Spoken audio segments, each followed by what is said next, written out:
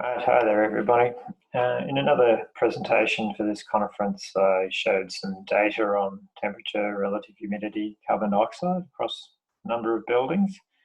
In this presentation, I thought instead of actually presenting some data, I'd talk a little bit about some of the options to measure performance of our buildings. And I'm thinking predominantly here of residential dwellings. There's a number of pretty expensive, complicated bits of kit that you can use in commercial buildings. I'm focusing here on those of us that are interested in the residential sector, relatively low cost devices, perhaps even do-it-yourself options.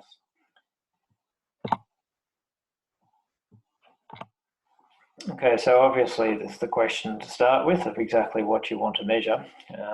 Much post-evaluation in the commercial sector, as I understand it, is often about perceptions. Do people feel comfortable?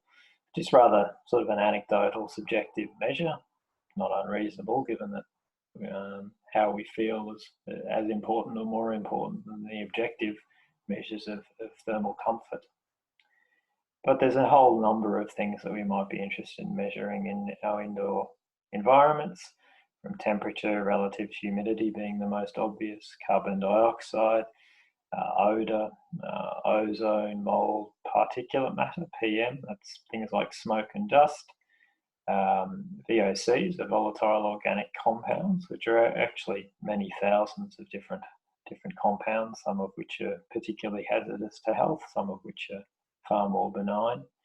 Nitrous oxides, carbon monoxide, which is an odourless gas, which, as we probably know for things like unvented flues, can be exceptionally hazardous and has led to fatalities in the past. We might be interested in lighting conditions, noise, and that issue of perceptions. How do we feel? Then on the other side of the equation, we have the energy issue. So we might be interested in trying to evaluate our building's performance on the basis of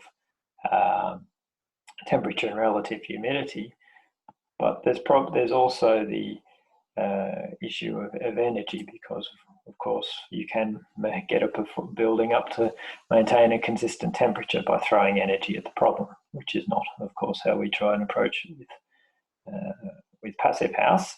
And so ideally you'd have a way of measuring the energy that you're inputting into the building. And that can actually be rather difficult, particularly if you're using a heat pump, because the primary electricity that you're putting into that heat pump won't accord with the amount of effective heat output at the other end, given the coefficient of performance.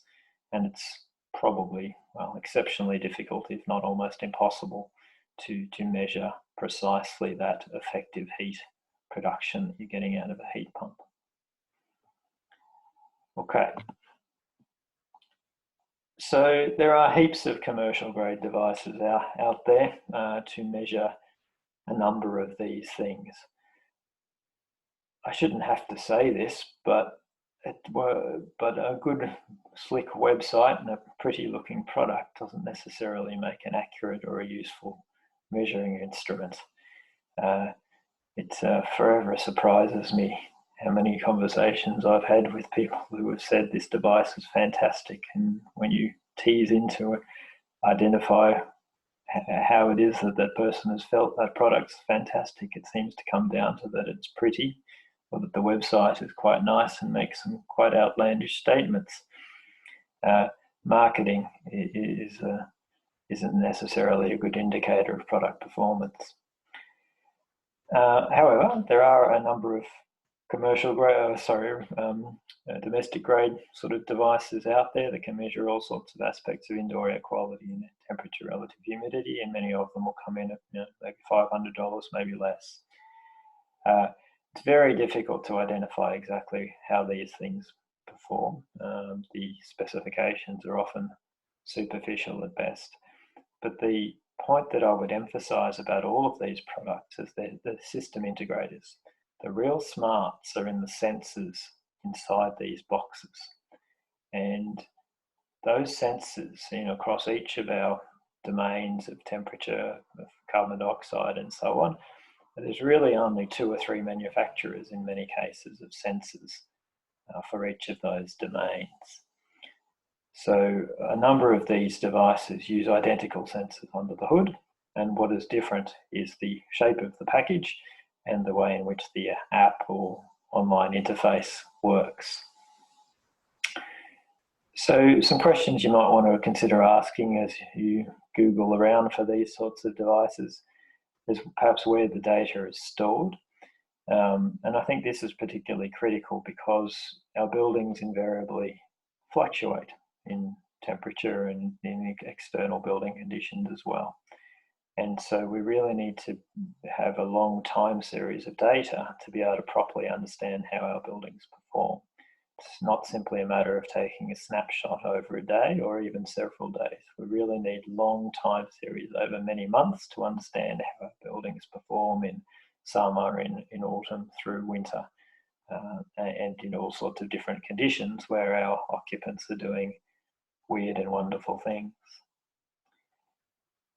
So we need to be able to access the data, and that's often quite difficult. And often it will be saved, perhaps over the past week, in hourly, maybe even half-hourly or 5-minute increments, but then are gradually aggregated as we go back further in time, because from a supplier point of view, it becomes very difficult to store vast quantities of data across many different devices. So from my point of view as an engineer and an analyst, I need to be able to access that data, and that can sometimes be difficult. So you probably want to be understand exactly what you want to be able to do with this data, and then ensure that any system that you buy can provide access to the data in a format that you require. On the technical specification of some of these devices, many of them will have a CO2 sensor. There's two different basic principles by which these sort of lower end devices measure CO2 concentrations, one of which is NDIR, or non-dispersive infrared. And really that's the only sensor type by which we ought to be measuring CO2 that's of any real credibility. So that's the other thing that requires checking and often is very difficult to work out from some of these websites. So as I mentioned, there's many options out there, from your Yahoo's, your Purple Airs and so on. This is not to promote a particular brand of product, and many of them I haven't tested myself, so I can't speak authoritatively of any of their particular pros and cons. Okay, to go through some of the individual domains that you might want to be measuring, temperature and RH, or relative humidity, are the obvious two. As I mentioned before, there are really only a few sensors that are used in all of these sorts of devices. These HTU, BME and SHT type sensors. And these things are incredibly small and incredibly cheap. They run at about 2 or 3 millimeters by 2 or 3 millimeters, little square boxes. And they cost well under $5 even in small quantities. So for a bigger supplier, these things are costing well under $1 or $2 per unit. So what you're paying for really is the system integration, the smarts that bring all of this together to build an end user package. And temperature can generally be measured to within about 0.5 degree by these sorts of sensors. Relative humidity is a little bit broader. But what you'll tend to find in a practical application is probably that sensor positioning is more critical than sensor accuracy. So I would suggest we don't need to get too hung up about the accuracy or resolution specified by the manufacturer on aspects like temperature. It's where you put the sensor, be it on the floor, on the ceiling, or at a point where the human occupant spends most of their time, whether it's against a western wall that's going to get heated up in the summer, because you'll invariably have those temperature gradients both vertically and laterally through a room. So getting a position where you're getting a truly representative indication of temperature and relative humidity becomes quite critical and rapidly dominates over these issues of resolution and accuracy. And moreover, there's the question of, well, what do you do if you have a sensor that's 0.5 degree different to another one? Is that really of practical significance in terms of understanding how your building performs?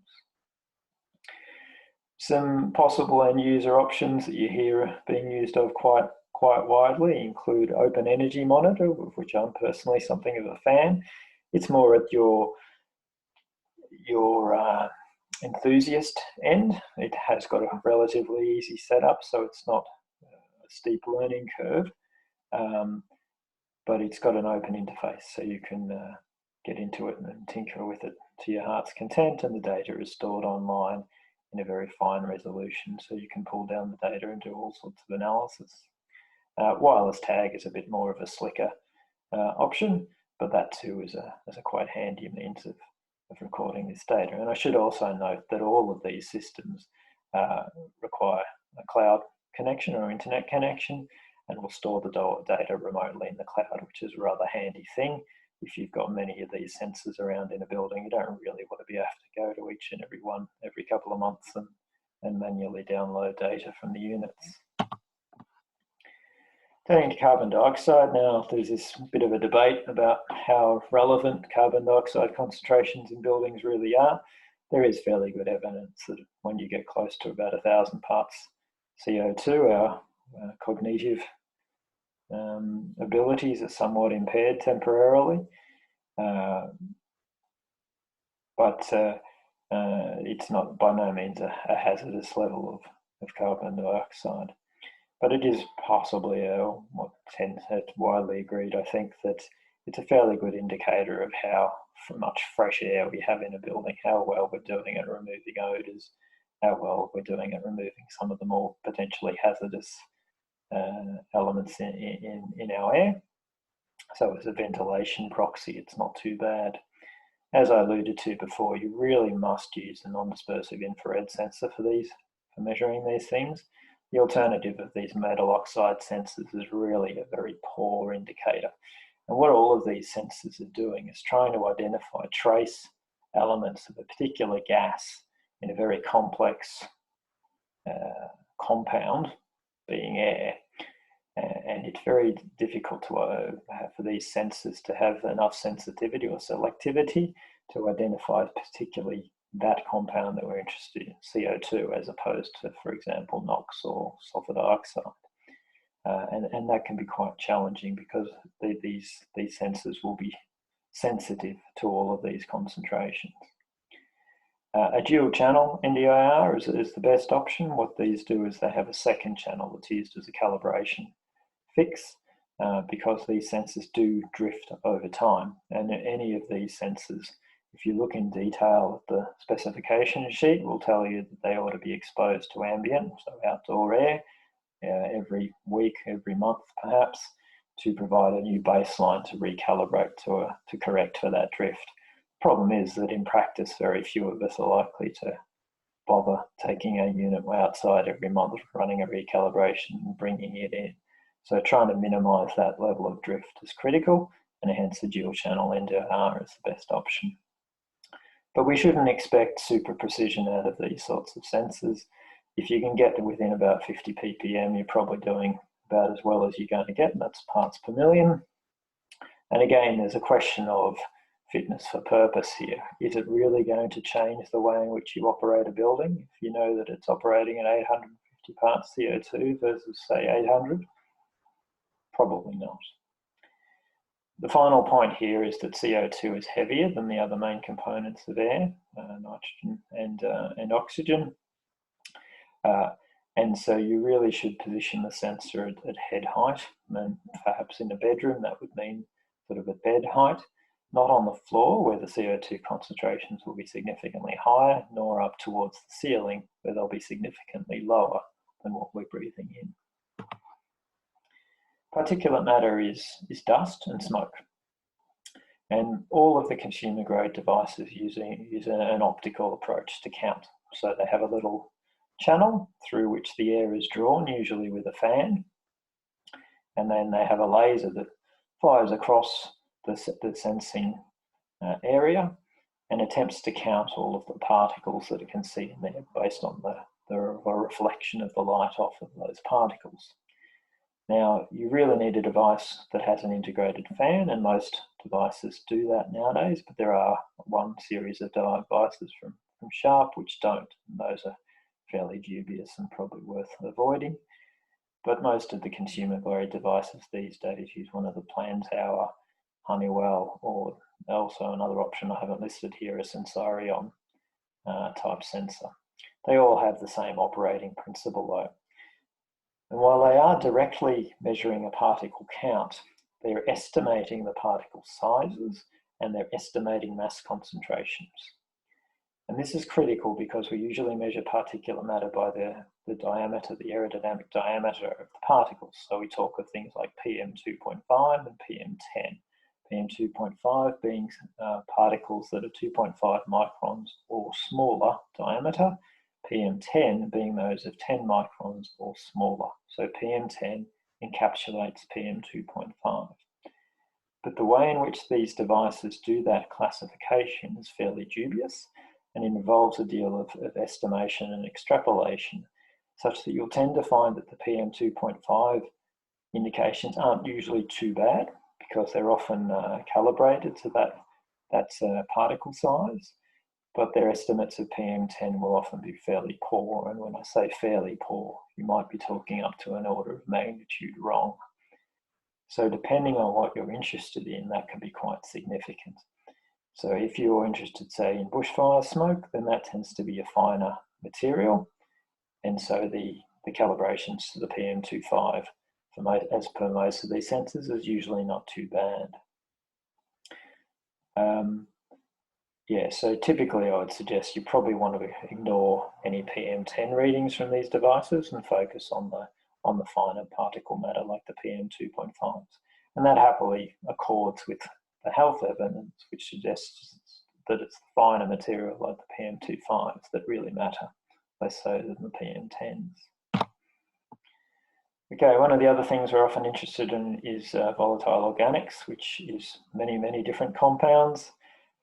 Some of them are potentially hazardous, like benzene, toluene, formaldehyde. But then there's a number that are relatively benign. And the problem with these sensors is that they don't have that selectivity. They can't tell you that this amount of air contains this much benzene, this much toluene, this much ethanol. They just tell you a total concentration of all of these elements lumped in together. And that's not a particularly useful insight because you simply don't know how much of this material is hazardous versus relatively benign. So these sensors are widely available. Again, they cost, even at small quantities. You can pick them up for $5 or less. And they are indeed sensitive. You can put all sorts of gases onto them and they will show a response, but they're not really very insightful because of that problem of selectivity. So they're not really something that I think has a practical use in our buildings at the moment, and therefore not something that's worthy of really looking into. And finally, the issue of VOCs, to my mind, comes back to how we operate our buildings and what we put in our buildings. So minimizing, if not entirely eliminating, many of these VOCs from our buildings isn't too difficult these days. And the formaldehyde content from our chipboard and our furnishings are all minimal and fairly readily avoidable. So let's avoid getting these compounds into our buildings in the first place. And then this issue of measuring VOCs falls away as an irrelevance. Right, on the energy side, so let's assume that we've used some sort of sensor package to measure the indoor environment. We need to, the other side of the equation is how much energy we're putting into the building, particularly when we're trying to benchmark our temperature and relative humidity performance. Now, my starting point on this always, of course, is we don't burn stuff to generate energy, be that at a power station or in our homes directly through, say, gas or fireplaces. And of course, both of those, gas and fireplaces, are largely impossible to measure our consumption or use of those products, particularly the effective end use once we deal with any inefficiencies in the combustion process. And it comes back to our issue of what we want to measure in our indoor air quality as well, of course, is do we really want to be having incomplete combustion inside our buildings? And all combustion is incomplete to some extent. It just seems ludicrous in my mind that we ought to be burning anything inside buildings.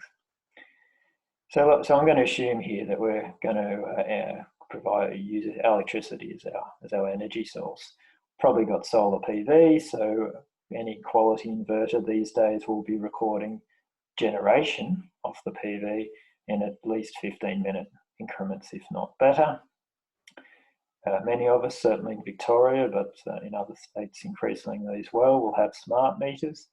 And for those of us that are on the NEM, or the National Electricity Market in the Eastern Seaboard, can download that data for free from our grid operator in 15-minute bins. So that provides us with an indication of import-export from the grid. It doesn't provide us an indication of consumption within the building though. And so you need to combine that with the inverter data to make some assumptions, to make some calculations there. So in a 15-minute period, for example, you might find that your inverter is telling you that you've generated 1 kilowatt hour of electricity. The smart meter might tell you that you've exported 800 watt hours. And so you can subtract those two and therefore estimate that you've actually consumed within the building in that period 200 watt hours. So it's a fairly simple calculation to derive. But what you're probably interested in more than that is at the individual circuit level of that 200 watt hours. Where did I use that? Did I use that in my Wi-Fi router, on the TV, to power the fridge, etc.? And to do that, you really need to be monitoring at the circuit level, either at the GPO itself in the building, which can be done, but is tricky to log, or you do it at the distribution box using CT clamps. And these clamps are these little white things that you can see on the picture on the left here, or the black thing hanging on the cable on the right. And these obviously involve mucking around in the distribution box, so require an electrician to install for you. But there are a few devices out there that can log this data, and these sensors work off the Hall effect. So when a cable has electricity running along the cable, you generate a magnetic effect around that cable, and so they're not physically touching the cable underneath, but they are recording the electricity consumption. And this particular device on the left here, a thing called an iota watt, is related to the Open Energy Monitor ecosystem that I referred to a little while ago. And this is a great little device. Again, it's open source, and it records in 10 seconds increments every up to 14 channels in your building. So it's a great way of recording the electricity consumption by circuit. But again, it does require a bit of work, and there's a bit of downstream processing to make it user-friendly. So this is just an example of that sort of data in my particular residential dwelling. So here I have about 2.5 years worth of data. We can see a couple of patterns. So I'm in Melbourne. In the winter, we're obviously using more electricity, and that's predominantly this yellow bars here, which are my coupled domestic hot water hydronics heat pump unit, combined with a bit of AC use, because we have a reverse cycle air conditioner as well, to provide some of that supplementary winter space heating needs. Here we've got a period we've gone away for a couple of weeks. We have also in the green as a low electric car, which we tend to charge every evening. And then of course we can see, oddly enough, from late March in 2020, very little car use thereafter, thanks to the pandemic. So this sort of data can provide quite fine-grained information on your energy consumption. And then finally, here's another interpretation of that sort of data. So here, over about 2.5 years of occupancy of our particular residence, I can see the breakdown by my major consumers. So I've aggregated here my appliances like the TV and the toaster, but then around a third is the combination of my hot water and hydronics use. The car represents around a quarter, the air conditioner around 10%, and I use that almost exclusively for space heating as opposed to cooling. And interestingly enough, the lighting and hot plate use ovens is almost negligible. So points back to my mind about our need to deal with our building fabrics rather than simply replacing our light bulbs with LEDs, which really doesn't cut it. The other way in which I can look at this data is seasonally. So if I go to my graph on the right here, I see by circuit, by month of year, in the winter period, my domestic hot water hydronics unit is using much more power than it is in the summer. So in the summer, obviously it's all just domestic hot water, so I'm running about 2 kilowatt hours a day. In winter, that goes up to about 8. So the extra 6 is by and large the hydronics component. So 3 occupants using about 2 kilowatt hours a day of primary electricity input to our heat pump storage domestic hot water unit. And then our car runs at about 4 odd kilowatt hours per day. And as you can see here, the air conditioners are almost exclusively used in the winter period. The other thing I've done here is, whereas I was interested in our self-consumption rates, and so the blue bits of these bars is for the for grid sourced electricity, so import, and the yellow is for our self-generated solar production. And so I can see, if I look again at the domestic hot water columns, in your January and your December periods, the vast majority of my hot water needs are being provided off solar because I'm operating off a timer, such that the heat pump only comes on at 11 o'clock in the morning, when usually I have plentiful solar generation to provide that electricity. Whereas, of course, in winter, I have quite the opposite situation going on, and my time of days are out of sync. I'm generating solar in the middle of the day, but I really want the heat in the early morning or in the evenings.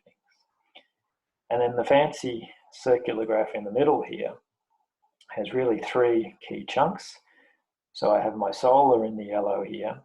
So the vast majority of my solar, so if I look at the width of this arrow here around this far, so about 70 or 80% of my solar is exported straight back to the grid through here.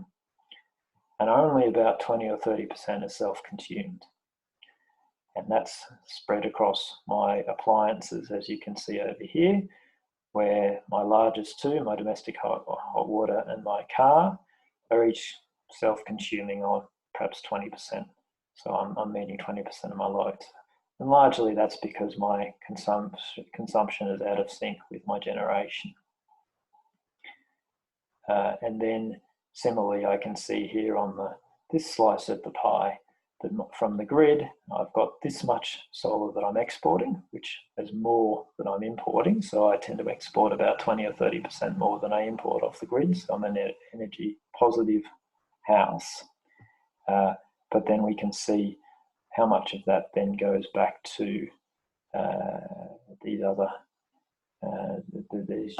each of the circuits in the building. So it provides some insight into how the building is performing on the energy side. All right, thank you.